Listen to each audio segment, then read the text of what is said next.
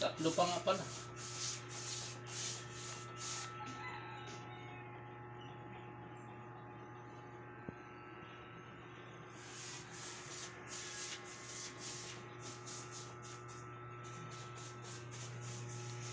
Ang kalat ng bahay.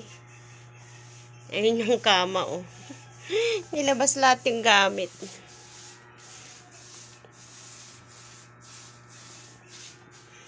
Today's video, guys. Today's video ay nagpipintura siya.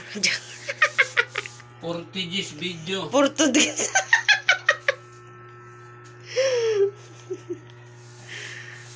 Ay, hindi mo na dudublehin yan? Hindi na, pintura. Ganyan na lang. Ay, kasi hindi ba na-finish na yan, anak?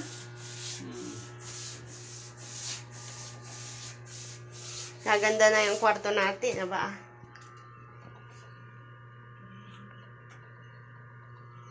Yan.